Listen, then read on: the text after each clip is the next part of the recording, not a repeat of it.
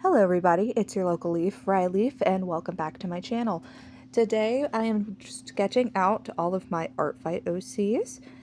Essentially these are just the drawings that I will be putting up on Artfight for when I'm participating this year. And while that's going on, I'm going to give you a little bit of lore behind all of them. So yay, you get to find out about the OCs that I have drawn for you guys today. And without further ado, let's get right into the video. And starting out, we have my persona. Originally, when I created them 5 years ago, they were a gacha OC. Essentially, I just put them together in Gacha Club, and I loved the design so much, I just never got rid of it. Um, I, at the time, I was drawing a lot of muted characters with basically just all black clothing, and I decided I wanted my persona to be the complete opposite of that. Hence why I have neon colored jacket and everything else. So a little fun fact about them, they actually do have a name. Their name is Creator Sama. It's less of a name and more of a title because they don't know their name. They have amnesia, very bad amnesia, to the point where they don't remember anything. Oftentimes, not even where they are, which doesn't help the fact that they're a dimension hopper. They will wake up in a random dimension one day, not know how they got there, and just say, screw it, this is our life now. Little trivia about them. They are 19 years old, my age. Their birthday is November 29th. They have, I believe, 12 different piercings off the top of my head. They have on their right ear, they have a industrial, 2 helixes, and 2 lobes. On their left ear, they have 2 lobes, 2 helixes, but higher up, and then also a small band. They have an eyebrow ring, snake bites, a nose piercing, and they also have a tongue piercing. So I didn't count that, but that's there. The hearts on their cheeks are actually stickers that they weren't always stickers. They used to be freckles, and I kept forgetting to draw them. The purple in their hair is natural, and the flowers just never die. Their earrings do change with seasons. Their Halloween ones are orange and have spider webs on them. Their winter ones are white with blue snowflakes on them. And then, of course, their spring and summer ones are just the plain green ones, and my favorite to draw. They do have a bunch of scars on one of their thighs to mimic my own scars. So, yippee. Before anyone puts anything in the comments, I am over 2 years clean, so we're good. My favorite part about their outfit is probably their jacket. I want that jacket in real life so bad. You have no idea. And then I also love their little thigh guiders. I love them so much. It's just so cute. And they look very badass. They look like they could be badass, but they are simply too stupid to be badass. And I don't know why, I just love that. I love that for them. My little dumb creator guy. I have a lot of different ideas of how they get into random places, specifically in other dimensions, because like I said, they are a dimension hopper. When I was a junior in high school, I had them teleport back in time to when that one Zeppelin exploded, because my art teacher gave us a prompt that was like, what would you do if you traveled back in time and how? And I made sure to point out they have no idea how they got there. Frankly, they're just there for the vibes. It's also very easy to just put my character in places because they just are always there. They're like Zoro. You never know where they are because they're always lost. Ooh, and they're also kind of like Miku in the sense that every design of them is canon. So if you do end up drawing Creator Sama for my lovely little art fight this year, then any design that you draw will be canon, unless I say otherwise, because no you, that's why. They are also considered a sort of demigod because they do have creationist powers, and they also can conjure things at will. They don't know how to control this, and honestly, they do think that everyone has this, in the same sense that when you were a small child, you just thought, oh, everyone does this exact weird behavior that only I do, and I'd never noticed this for years, and it messes with my psyche. Just me? Okay, cool. But they're like that, essentially. They see that they can conjure God itself, and it's like, okay, cool, bet. Speaking of God itself, they also have a monster living under their bed.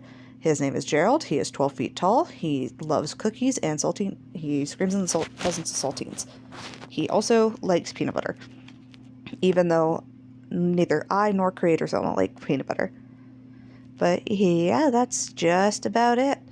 And just in time. And up next, we have my favorite character of all time, and also one of my oldest. I made her roughly a month before I created Creator Sama, so if that tells you anything.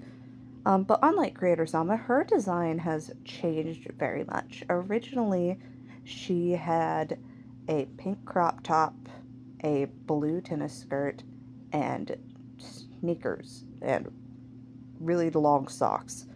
And she was much more bubbly. The only things that I kept from her original design were her hair and her eyes. However, I I changed her name. Her name was originally Elizabeth, but now it's Estelle, and she is the main character of my upcoming animated pilot, Estelle. Um, a couple of facts about her: she is a high elf. She's transgender female and a lesbian. I love that for her. Yas Queen Slay. Um, she is a dark elf, 7'10" and 193 years old. So in terms of human mentality, 19. She has four younger siblings. Selin are the oldest, the twins Teniel and Aethelin, and then her younger sister, who is Chrysanthemia. I think that's what it was. I'll have to look up her name.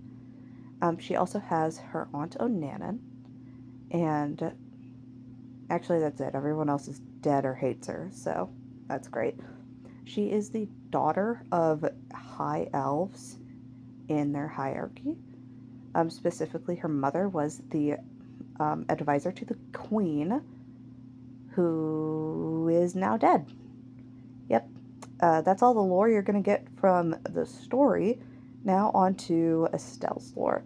She canonically does not have magic because she was unable to access it as a child.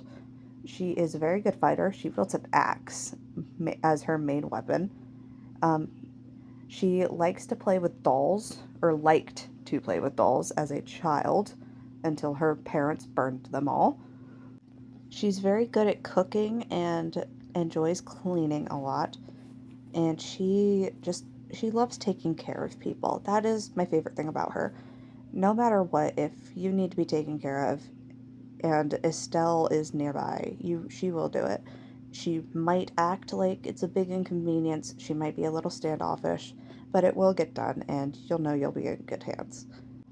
She is very good at identifying plants and knowing their properties, especially the medicinal ones. And she uses that a lot in her cooking, especially with her four younger siblings. I forgot about Teniel for a second for some reason.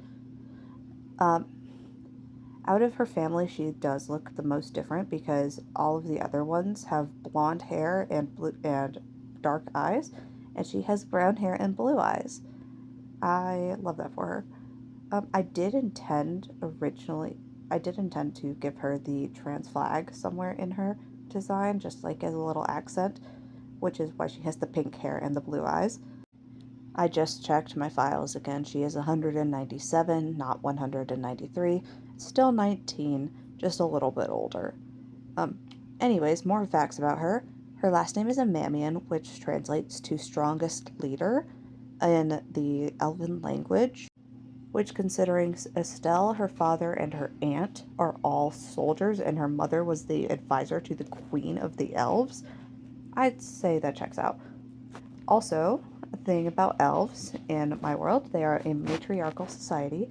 Moon elves, in particular, are very keen to mind reading and future telling, fortune telling, seeing into the future.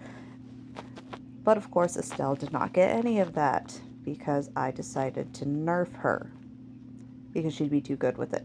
Let's be honest, no one would want to watch a show about an elf that can see the future. A little bit of a tidbit that is a bit more well known and won't be considered spoilers for the show Estelle is the entire show starts off when the queen and king of the Elven Kingdom die and their daughter is kidnapped and taken away by a dragon. So Estelle has to go make it better. Essentially, her aunt kicks down the door and says, "Here's a problem, go fix it." And yeah, that is Estelle for you. All right, so I may have been lying when I said Estelle was my favorite. This is actually my favorite. He is slightly younger than Estelle in terms of creation date. His name is Thegrilig Mountain River. He is 473 years old, a dwarven man who creates his own armor and has been employed by the elven army before. He is also part of Estelle's story, the second person she meets on her journey, or rather, the second person we meet on her journey, the first being Estelle. He likes drinking, bar fights, and any good source of fun. Um, his role in Estelle's story is that of the mentor. He's kind of like a father figure to the group. He's the voice of reason most times. And he may or may not have a thing for Estelle's aunt, so small ship there. Um, my favorite part about his design is probably his beard and hair. I love I love it. It took forever to design. In fact, I don't think I had his design completed up until last year, even though he has been in my roster as a character for almost 5 years. I think over 5 years, actually. Uh, I got his name through a dwarven name generator, believe it or not. Actually, that's very believable. I just went online and I went to Lingo Jam's dwarven fantasy name generator, picked male name, got Thegrilig out of it, and it has stuck ever since. I believe he is the only one whose name has stayed the same the entire time I've had them. Uh, I don't think I mentioned this with Estelle's, but her color is pink. I associate each one of these characters with a color. Estelle's is pink and Thegrilig's is red. I imagine him to have a very deep Scottish accent and a very raspy tone. And he's just, I don't know how to explain it. I love him. He's my baby. I could talk about him for hours, like just explaining all the fun little details I shoved into him. I had to learn how to draw armor for him. He had armor before Estelle did. And I'm actually very proud of it. I had to look up a bunch of things. I think his shoulder pad things may be a little bit inaccurate, but it's okay. It's fantasy, and he's a dwarf, so he makes it himself, and he just wanted to be cool. Another part of his design I really like is his giant ass hammer. He originally had a bow or a crossbow, and then he had a sword, and then I thought, nope, we're not doing that, and I gave him the hammer. Because really, who doesn't just like a giant ass hammer? A fun little story I have for him in the lore. Um, During their journey, in a minor plot point, they will be stopping at a town, and Thegrilig is trying to get money out of the barkeep, so he makes a bet. He proceeds to lose that bet and loses his hammer, and I'm going to have them take quite some time trying to get his hammer back. His hammer's name is Hammy, by the way. He did name it that. And he refuses to tell anybody about it because he's embarrassed, because he's a grown man with a hammer named Hammy. But the other people in the group, especially the person you will be meeting next, thinks it's adorable, and honestly, I cannot blame them because, like, come on, he's just a short little guy. Speaking of short, he's actually 4'11". Being a dwarf, he is on the smaller side. but he can lift well over 300 pounds.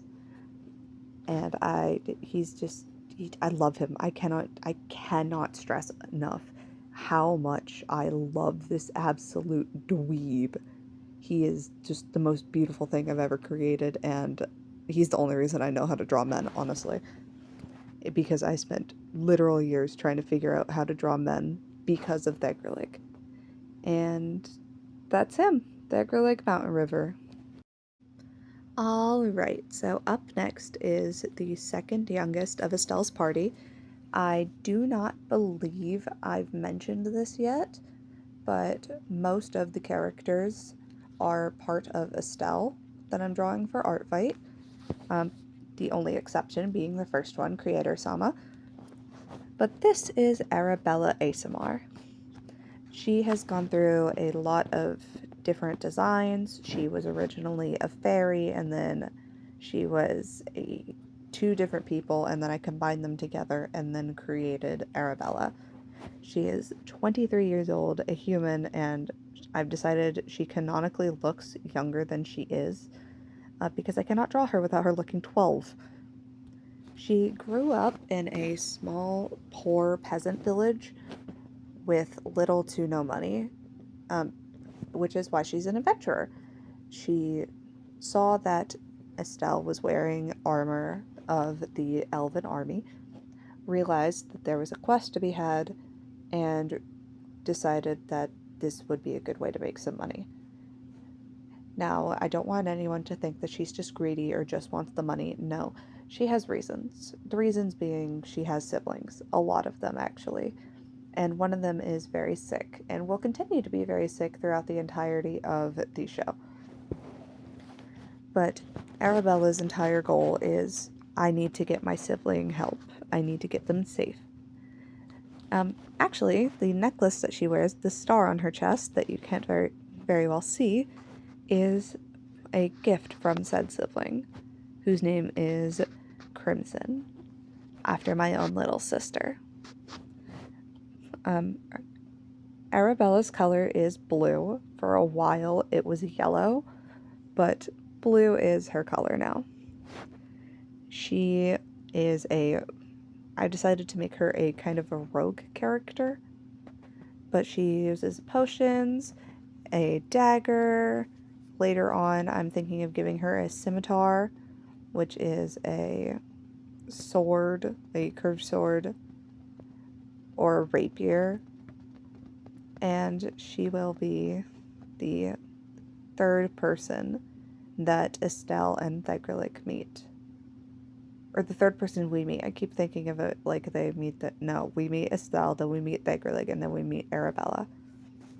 But Arabella Asamar, fun fact, she actually did not have a name until a while ago. She was originally the Huntress, and I think her name may have been Arabella at that point too. But then it was, I don't even remember, she just was the Huntress character. She originally had full plate armor as well, and then I decided to give her scrappy leather. And it's not even armor, it's a tunic and short and pants and a pair of boots that she made herself, along with her belt, which she carries potions because she is a magic user. She's not very good, so she says, but she definitely tries. She's very well in tune with nature and makes her own potions, like to varying degrees of success. She is one of the most kind people I've ever created. She is always willing to help and very self-sacrificing, which is a major character flaw of hers. If you told her to go jump in a river because it would mildly convenience you, she would do it without hesitation. If you told her to eat fire or poison because you thought it may help your toe feel better, she would do it without hesitation. That is something I'm very excited to explore with her character, is just the idea of people pleasing and the idea of self-martyrdom until you break. But she's my baby. I love her. All these are my babies, but Arabella has a special place in my heart, especially because her original design, not this one, her original design looked a lot like me, and I see myself in her a lot, especially with my siblings. But yeah, that is Arabella Asamar, Hunter Extraordinaire. And up next, we have one of my favorite characters I've ever created. Her name is Princess Ambith. She is the elven princess that the Estelle crew needs to save. Um, she is 203 years old. She is cursed with a Medusite curse, which is the term that I made up for a curse of turning, either killing or turning to people to stone with eye contact. She was cursed as a baby by a witch, which has caused her to forever be blinded due to the fact that her parents, upon realizing she was cursed, bandaged her eyes over so she could not accidentally hurt somebody as a young child. She never took them off, and this is just part of her design now. She's always had bandages over her eyes. I think I drew her without them once, and it looked uncanny, and it did not look like her. Um, she's so precious. I love her. My baby. I actually created her before I created Estelle. I created Estelle in early high school. Specifically, like I said, she was part of a mood board design, but also she was part of an English assignment. I created Ambith much earlier on in middle school. So she is actually my oldest character that I still actually have lore for. Her design has changed quite a bit. Her hair's gotten curlier, her dress has gotten darker. She's always worn purple because purple has always been the color I associate with Ambith. But it's recently gone from just a plain, simple dress to a sort of ombre into a sunset, as well as she's gotten gold detailing around it. She used to have a lot of head jewelry in order to give that I'm a princess vibe, but I don't know, I just felt like she didn't need it to feel ethereal. In terms of human maturity, she is roughly 20. She is a demigirl, so she uses she, they pronouns, and she is bisexual. I love that for her, though she does have a slight preference towards women, hint, hint, nudge, nudge. She loves flowers, not that she can see them, but she likes the smell and the delicacy of them. She is a very capable leader, although she did just recently lose her parents due to an attack on the castle, which is something I'm actually very excited to explore with her character. Even though she is a slight background character, I want to explore the idea of her being so traumatized and suddenly orphaned, only to inherit an entire kingdom that she now has to run and keep moving. So it's just, I don't know, it feels right. She's got so much going on, but she's such a wise character, and she's so sweet. And I need to think of flaws for her. I do know that she is slightly temperamental, and she's kind of stuck up. She doesn't understand peasantry in the sense of, oh, well, she's the type of rich person to just say, oh, you don't have money? Just buy it. She's like that. It's out of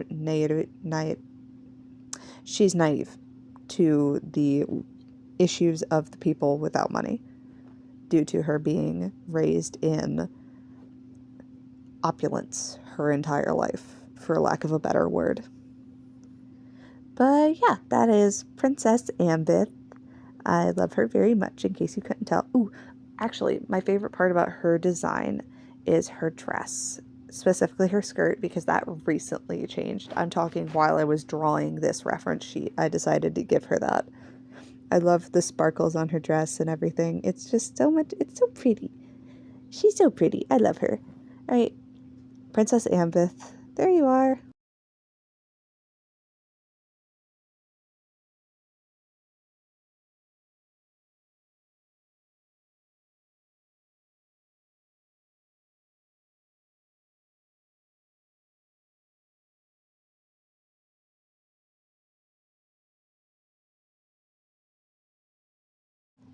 All right, last and certainly not least is Kassan.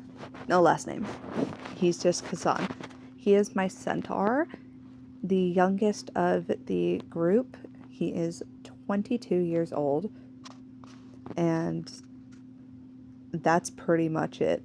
I love his design. I love him as a character, but oh my god, I have never drawn him until making this picture. Until I had to make his reference sheet for Art Fight, because I need someone to look me in my eyes and question why I decided to draw a horse when I can barely draw a dog. So, yep, we have a horse. I had to look up several different diagrams of horse anatomy to figure out what it was. But there he is. He is just he's Kassan. He is a forager and a nomad, because in the world of Estelle, since both humans and horses are considered pack animals, for lack of a better term, I decided to make centaurs solitary. Yep. I took two very sociable animals and then I mashed them together and I said, yeah, those things would not like others. So we have Kassan, who is an archer. His color is green. He's very kind, very soft spoken. Not in the sense of, oh, he whispers, but in the sense of he speaks like he doesn't care if you hear him or not. He's very quiet. He doesn't speak often. And when he does, it's typically something like, yes, the winds of fate are changing. And it's just like, dude, say something that makes sense, please. In his little pack, I decided that he has things like nuts, berries, moss, sticks, edibles. He has yellow eyes, which is honestly my favorite part about his character. It does look very striking to me. And oh my gosh, my favorite part about his design is in fact his horse half, purely because it took me so long to figure out how to draw it. And then also, I had to question, do I make him solid? Do I do patterns? And I did, in fact, end up doing patterns because, I don't know, I'm a masochist. But he looks so pretty. It's just like, he's Spirit Stallion of something. I don't remember the name of that movie. But yeah, it's Spirit. I love him. And I love his little, like, markings, his little socks. I thought it would be funny to give this, like, burly man socks. I don't know. It's sweet. Um, he is roughly 8 feet tall. So he is taller than Estelle. And taller than everyone else. Something I find really funny is people do ride him like an actual horse. So whenever Theggerlig is trailing behind due to his small little legs, they'll just like pick him up and put him on Kassan and be like, no go. It is really funny. He's the last person that we'll meet of the crew, aside from Ambeth, because, she kind of needs to be saved. But of the core four, he is the last. He's also maybe got a thing for a certain huntress. I don't know. He's silly. There's a lot that I could give you guys about him, but then it would be spoiling lore, and I don't want to do that. I want to keep you guys on your toes for it. I will say the moss bit was inspired by Chris from Deltarune. But yeah, that is all 6 of my characters for Art Fight. And the last but not least, Kassan. No last name, because centaurs don't get last names.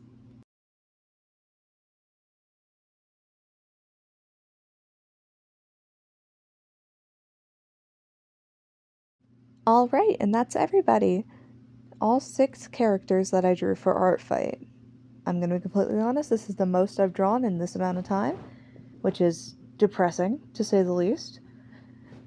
But yeah, if you enjoyed this video, make sure you like and subscribe, and I'll see you all in the next one.